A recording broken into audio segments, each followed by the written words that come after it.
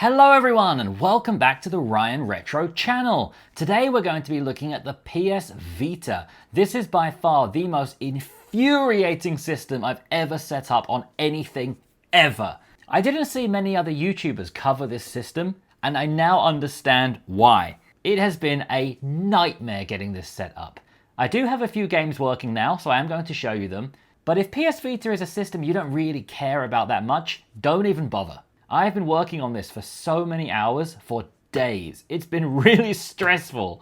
But let's jump into Vita 3K, the PS Vita emulator. You'll see it's actually color-coded with how well each game can run in Vita 3K. The games that are green should be playable and work well, but in my experience, many of them just crash.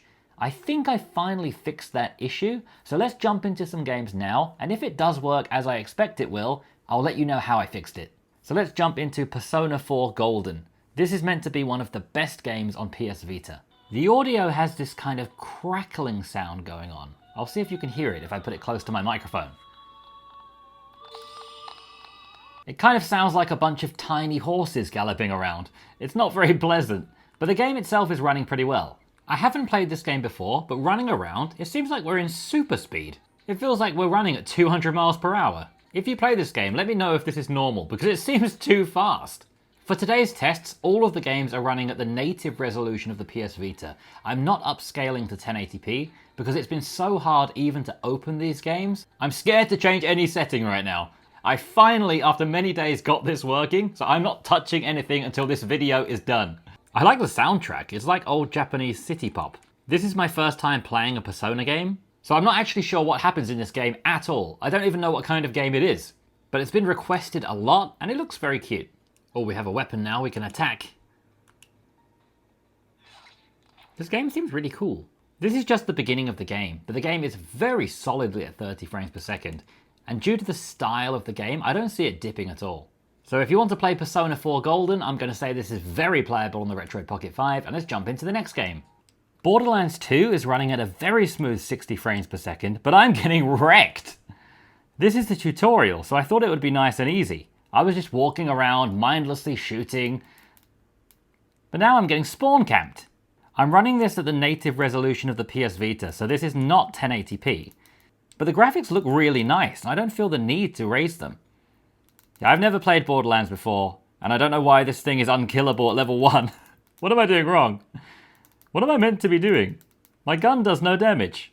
The next game we're going to try is Gravity Rush. Again, a game that was recommended a lot on my channel, so we're going to see how this runs. First, we're going to drop this apple to the ground to kick off the game. Maybe that's the gravity part. And now we're going to rush around. So I guess this game really puts its name together like Minecraft. Follow the mysterious man. I don't think this game's giving a very good message to kids. I've never played this game before either, and my initial impression is it's very weird. I like the style of the game, it's very comic book style. Even when you go into the start menu, I really like that transition. The way it zooms out and then it's like you're in a comic book, that's really cool. It seems like we're at a pretty solid 30 frames per second again.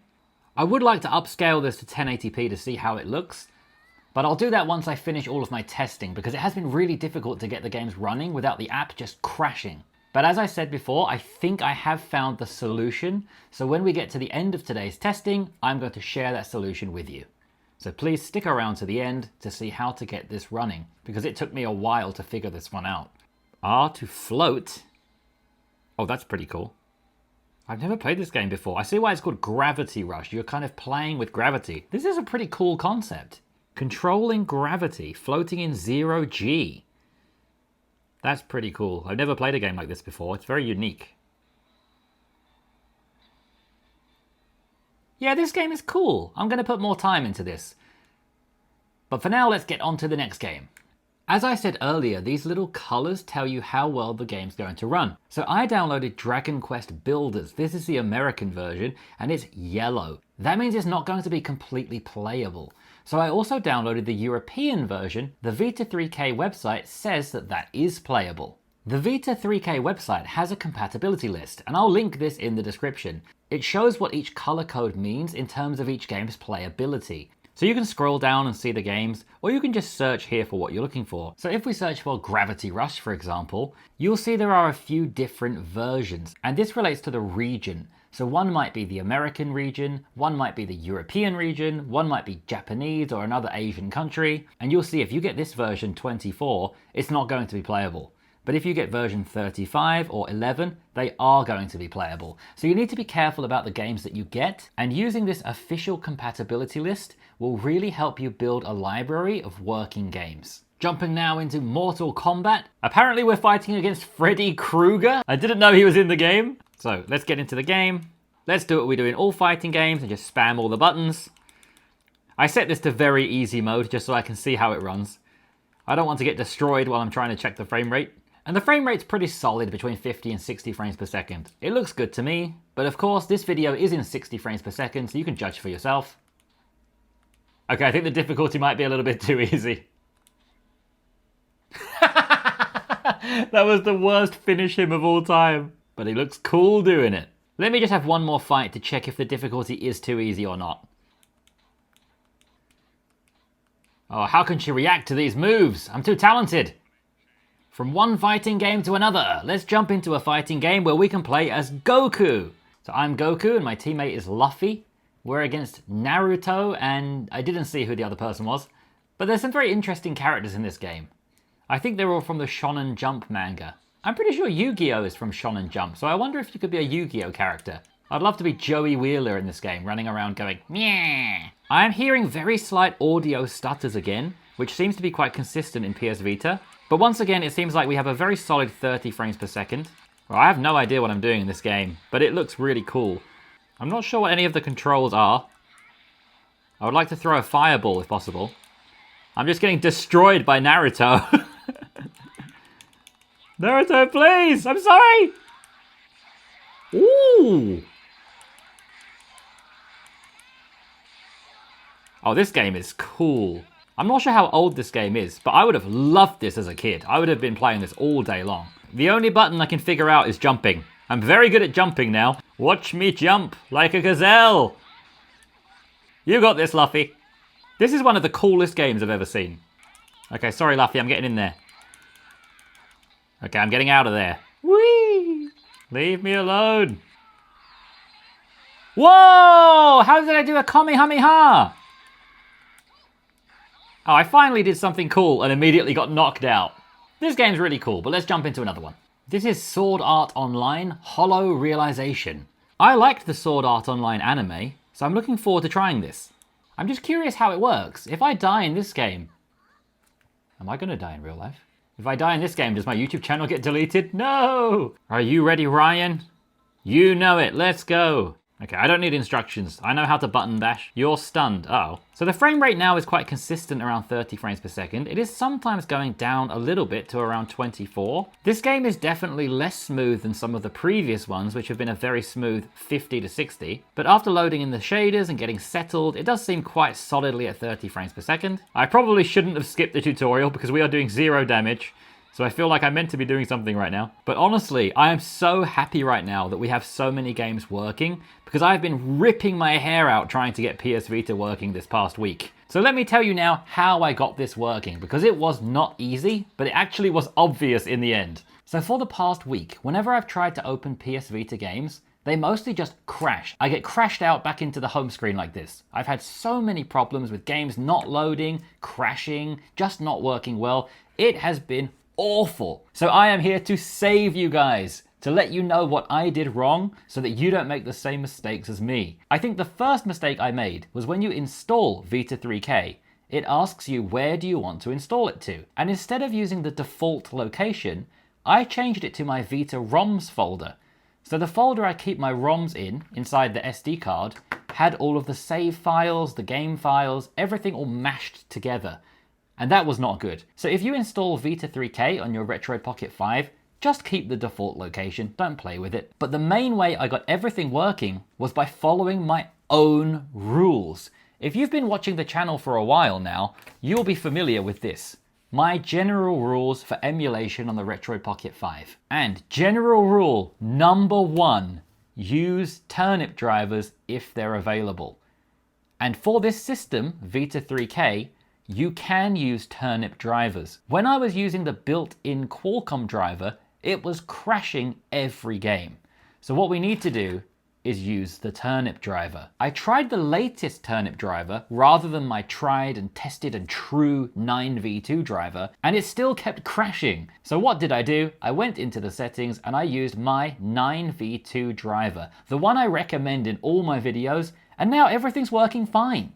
So if you have a Retroid Pocket 5, please just use the 9v2 Turnip Driver. It really will just save you a lot of headaches. So I'll just show you how to do that now. In the top menu, go to Configuration and go to Settings. We have a lot of settings, and this is quite hard to navigate because you need to put your finger on this little scroll bar and scroll it the opposite way to what you would think. It's quite a hard to navigate app. Along the top, we have a lot of options, but we're going to go to GPU, which is the Graphics Processing Unit. So tap GPU a few times. It's quite a fiddly app. So when you open the GPU menu, yours should look like this. And we need to change a couple of things. So first of all, the first option, Backend Renderer, says OpenGL. And as I've said in my other videos, we want to use Vulkan in pretty much all of our emulation apps. So let's change OpenGL to Vulkan, and now we'll get a new option which says Add Custom Driver. You're going to choose that and then navigate through your files to find where you downloaded the Turnip Driver. And I will put it in the description of this video. So find your Turnip Driver. The one I highly recommend is this one. Turnip version 24.3.0 R9v2. So choose that Turnip Driver. And then I found it didn't automatically select it. It just still said default here. So where it says default, choose that second drop-down option, and from here you should see your Turnip drivers listed. I tried a couple, and the first one just made everything crash. So please stick with the 9v2 driver. So from here, choose that 9v2 driver. It will tell you that you need to reset Vita 3K. First of all, we need to grab the little scroll wheel and push it up. This is quite fiddly. You need to do it a few times until you come to the bottom of the screen where you can choose Save. Because this is quite a fiddly application, I do mash this about 5 times just to be sure, then hit close, and you're now going to want to restart the app. So just scroll up and drag it away, open it again, and now you should be using the Turnip Driver and all of those problems should be solved. So if this helps you, please give me a like and consider subscribing to the channel, because it took me days of ripping my hair out to get to this solution, and now everything's finally running well. You might also want to go into the controls, overlay, and just disable the overlay so you don't see the on-screen controls. And while I'm here, I'll also go into configuration, settings, GPU. I will change this internal resolution upscaling. I'll just keep pushing the arrow until we get to 1920 by 1088 2 times, which is pretty much 1080p. It's actually a tiny bit higher than 1080p. So I'm curious to test this out. I'll let you guys know how it goes, but if you want to be safe, just leave the scaling at 1 times. It looked fine, and I hope you guys have a good experience with the PS Vita on the Retroid Pocket 5, because it is definitely the trickiest system to set up. So once again, I hope this video was helpful. Please subscribe to the channel because we're getting close to 4,000 subscribers in my first month, which is wild. I'm so grateful to everyone who subscribed. Thank you so much. And if you'd like to pick up your own Retroid Pocket 5 so that you can emulate PS Vita and other systems, I'll leave my affiliate link in the description of this video, which will take you to the official Retroid website where you can pick up your one at the same place I got mine. Thank you once again for watching. This was by far my most difficult video to make by a long way, so I really do appreciate anyone who gives me a like and shares an encouraging comment, not to just rip my hair out and give up. Thank you so much. See you again tomorrow for hopefully a much easier video. Bye.